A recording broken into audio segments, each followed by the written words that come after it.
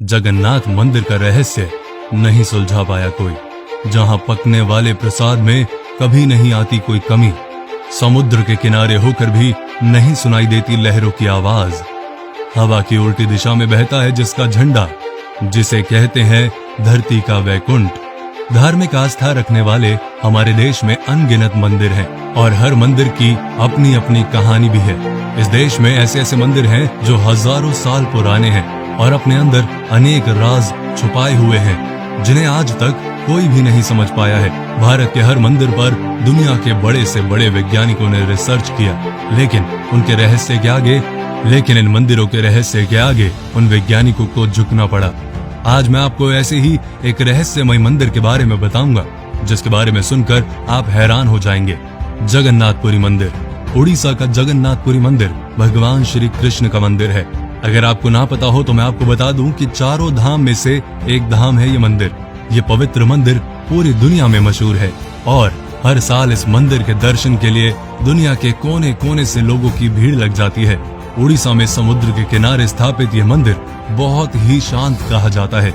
मंदिर के बाहर जो सागर की लहरों का शोर बहुत जोर जोर से सुनाई देता है ना, वो इस मंदिर में आने के बाद किसी भी तरह की सागर की लहरें या कोई आवाज नहीं सुनाई देती, जो कि बहुत ही आश्चर्यजनक बात है। मंदिर के प्रसाद में नहीं आती कोई कमी। मंदिर के अंदर पकाया जाने वाला प्रसाद कभी भी कम नहीं होता।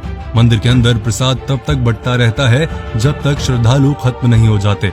यहाँ डेली हजारों और लाखों की संख्या में श्रद्धालु आते हैं जिनके लिए डेली लंगर लगाया जाता है। इस लंगर में भी कभी कोई कमी नहीं आती, जिसका कारण है इस मंदिर की रसोई में छिपा रहस्य। दरअसल इस मंदिर में प्रसाद पकाने के लिए 7 किस्म के बर्तनों को एक साथ पकाने के लिए रखा जाता है, लेकिन हैरान करने वाली बात यह है कि इसमें सबसे ऊपर रखे हुए बर्तन में प्रसाद सबसे पहले पकता है, फिर उसके नीचे रखे बर्तन में। भगवान को चढ़ाने वाला महाप्रसाद को बनाने के लिए 500 रसोइये, 300 उनके सहायक यानी 800 लोग काम करते हैं।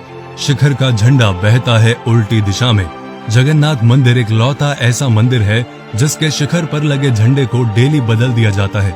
इस मंदिर की यह मान्यता है कि यदि एक दिन भी इसका झंडा नहीं बदला जाएगा तो यह मंदिर 18 साल के लिए बंद हो जाएगा। इसीलिए मंदिर का पुजारी डेली इस झंडे को इतनी ऊंचाई पर चढ़कर बदल देता है। लेकिन सबसे हैरान कर देने वाली बात जानते हैं आप क्या है?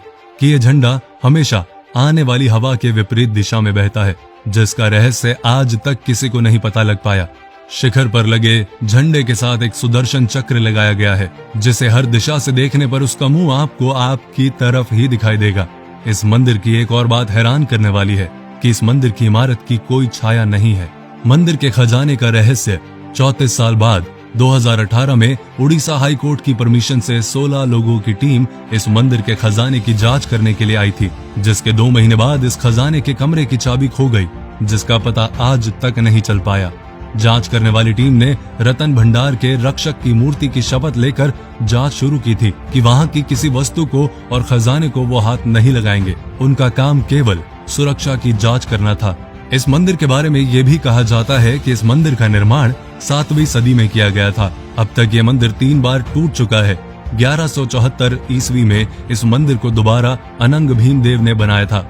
कहा जाता है कि राजा इंद्रदेवमान को सपने में भगवान विष्णु ने दर्शन दिए और कहा कि नीलांचल पर्वत की एक गुफा में मेरी एक मूर्ति है जिसे नील माधव कहते हैं, उस मूर्ति के लिए एक मंदिर बनवाकर स्थापित कर दो। जिसके बाद राजा के सेवक नील माधव की मूर्ति को एक कबीले से चुरा लाए जो इस मूर्ति की पूजा करते थे, लेकिन मूर्ति चुराने के कारण नील माधव की मूर्ति नाराज होकर वापस चली गई और राजा से वचन देकर गई कि वो वापस जरूर आएंगे, लेकिन पहले वो उनके लिए मंदिर बनवाए।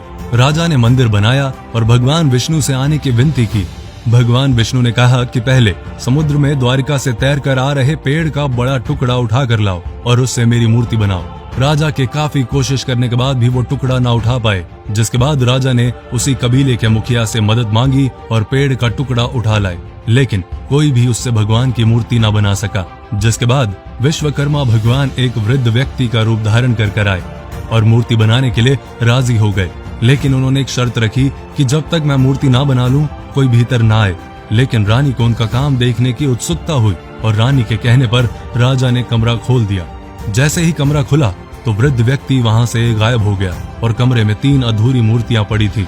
जिसे राजा ने भगवान की इच्छा मानकर ऐसे ही मंदिर में स्थापित कर दिया और आज तक उनकी अधूरी मूर्तियों की ही पूजा होती है। पुराणों के अनुसार इस मंदिर को धरती का वैकुंठ कहा जाता है। तो अगर आप भी इस मंदिर में गए हैं तो अपने एक्सपीरियंस कमेंट में जरूर शेयर करें, और अगर आप नहीं गए तो जैसे ही मौका लगे वैसे ही इस मंदिर के दर्शन करके आइए।